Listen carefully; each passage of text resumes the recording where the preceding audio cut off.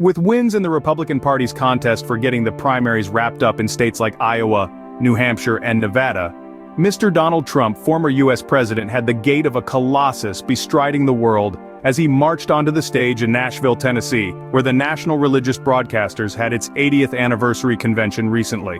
It was just before the Republicans' primaries scheduled for South Carolina. It was another sure-footed walk before a group of people that his messages in his first coming to the White House resonated with: the Christian broadcasters.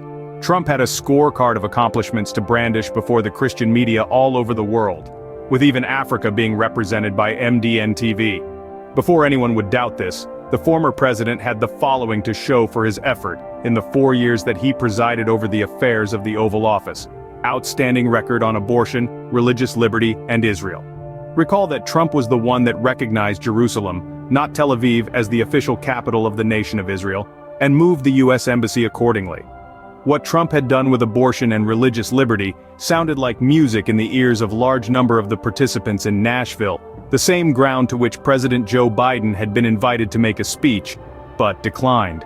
It is obvious that President Biden was going to reaffirm the well-known Democratic Party position on abortion and gender issues, and even if he would present them in different garbs, may really change nothing in the eyes of many broadcasters. Nikki Haley, former governor of South Carolina and Trump's fellow Republican on the presidential primaries trail, also declined the invitation to the convention's anniversary celebration. It was not unexpected, since the Trump train continues to blaze through more primaries successfully. Nobody invites a politician of former President Trump's caliber to a body of Christian media people that reaches millions of potential voters in an election season and expects less than he has dished to listening ears at the confab. In any case, it will be foolhardy for any candidate worth his salt to let opportunities slip through his hands, and Trump did the expected.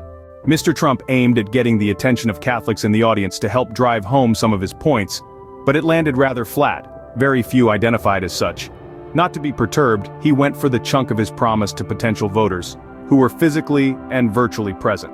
Trump said, "And I will fight even harder for Christians with 4 more years in the White House. We did things that, the likes of which nobody has ever done for Christians in this country. And I'm very proud of that and honored by it. Just think of what, with God's help, we already achieved in our historic first term." It was like squeezing honey from the honeycomb, and went down well, judging from the applause it received. Not done with the first salvo of promises, he said, "I will also take historic action to defeat the toxic poison of gender ideology and restore the timeless truth that God created 2 genders, male and female. I will keep men out of women's sports, and I will sign a law prohibiting child sexual mutilation in all 50 states. Promising to give Christians the best if and when he comes into office, he pledged to form a new federal task force to fight anti-Christian prejudice. Visit www.mdntvlive.com for more.